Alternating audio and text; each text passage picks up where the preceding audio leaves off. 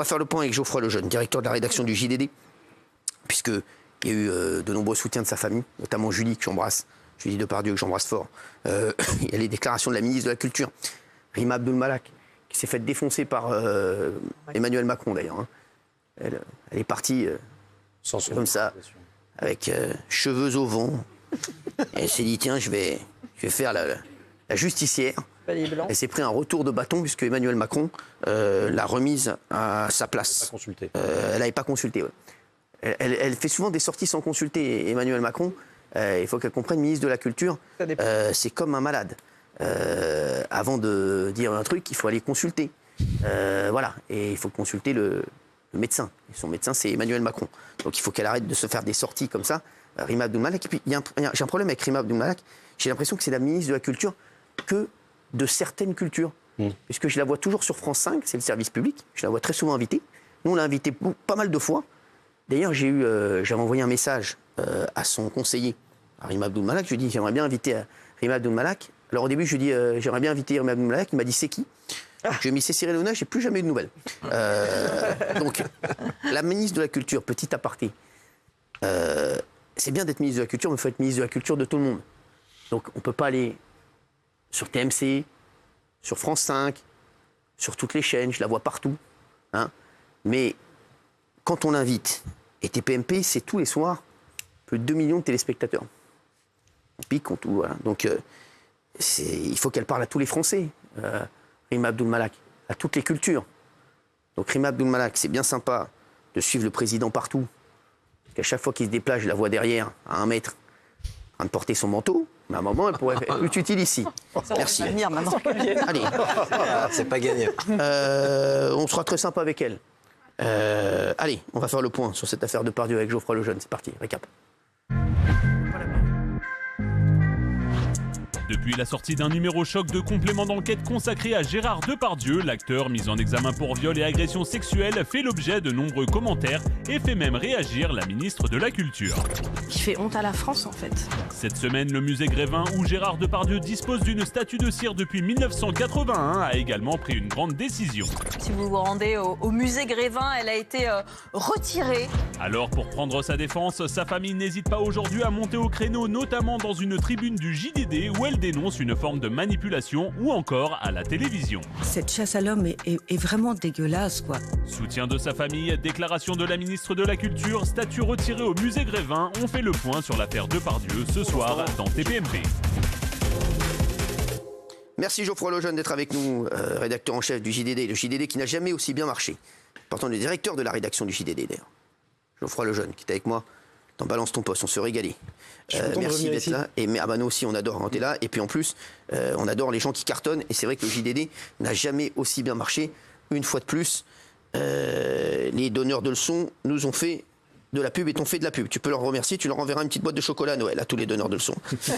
Merci d'être là, Geoffroy. C'était la première fois que la famille de Gérard Depardieu s'exprimait au sujet de tout ce qui se passe sur Gérard. Et Julie, notamment, que j'adore, que j'embrasse d'ailleurs, qui est extraordinaire. Et c'est vrai qu'on l'a senti très ému. Comment ça s'est passé ? C'est eux qui t'ont contacté ?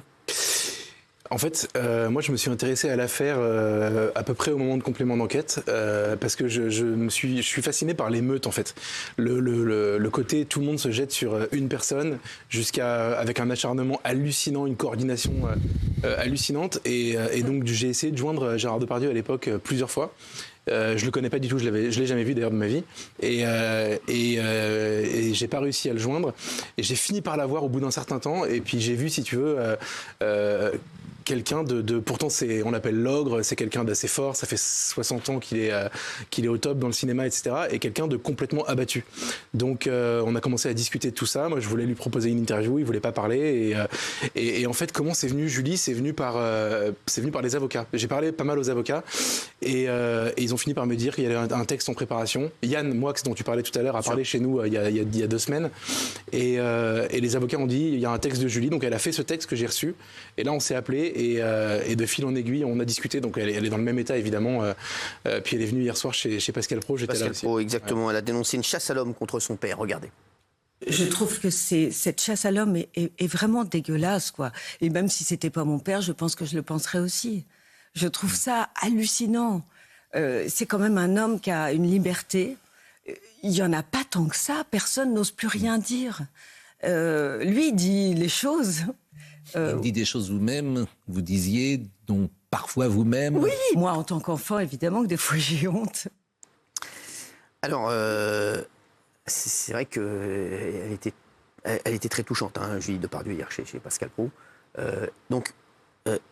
Pourquoi elle a voulu parler, Julie ?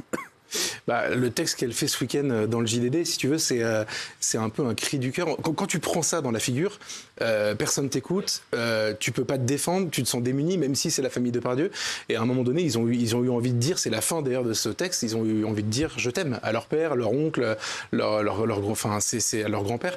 C'est ça qui est, et ils pouvaient pas le dire autrement qu'à l'écrit dans un journal qu'elle n'allait pas jeter le texte à la poubelle. Donc nous, c'est ce qu'on a fait.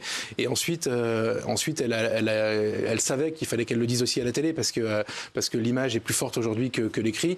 Et donc elle a fait cette émission hier. Et c'est vrai que c'est complètement sans filet. Il n'y a pas de communication derrière, il n'y a rien. Moi, je suis allé l'accueillir en bas de CNews pour la faire monter sur le plateau. Et c'est quelqu'un qui n'a pas préparé sa prise de parole. Elle ne sait pas 3 minutes avant ce qu'elle va dire.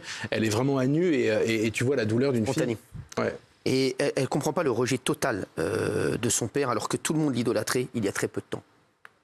Une chasse à l'homme inédite d'un type qu'on a adoré il y a encore 5 minutes et que pour l'instant, il est radicalement exclu de cette société parce que il a la liberté de parler comme il l'entend. Est-ce qu'une parole veut dire plus ? Est-ce que quand il dit des trucs comme ça veut dire qu'il les fait ? Souvent, non.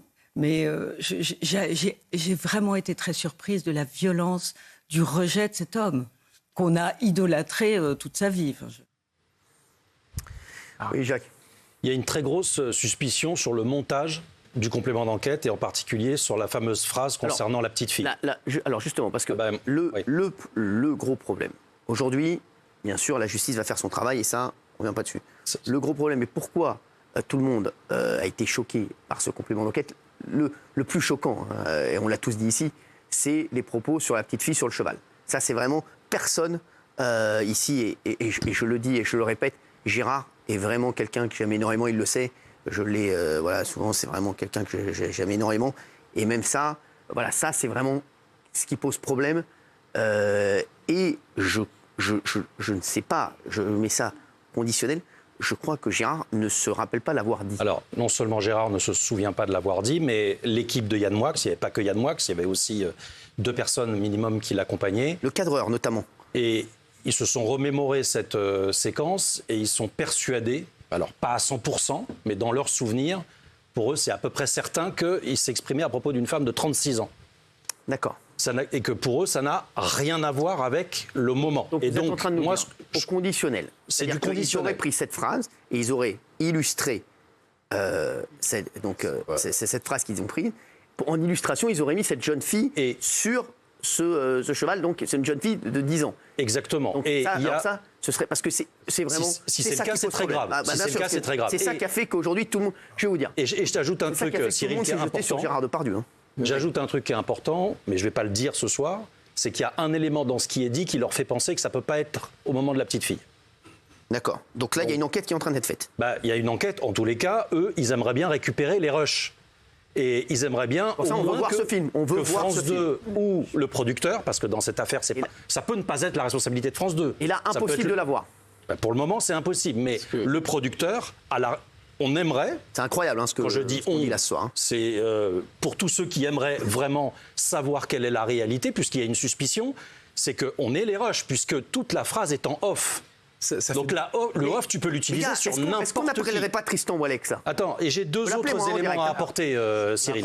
Il va jamais te répondre. On verra s'il va peut-être pas me répondre, mais bon, si Tristan Ouellet, eux, ils m'interpellent bien dans les rues. Si c'est le cas, c'est évidemment très grave, mais surtout, ils devraient pouvoir, pour éteindre la polémique, puisqu'il y en a une, et qu'il y a un certain nombre de journalistes qui s'interrogent, il faut qu'ils diffusent le vrai c'est-à-dire à quel moment Gérard Depardieu dit ça, et qui il désigne à ce moment-là.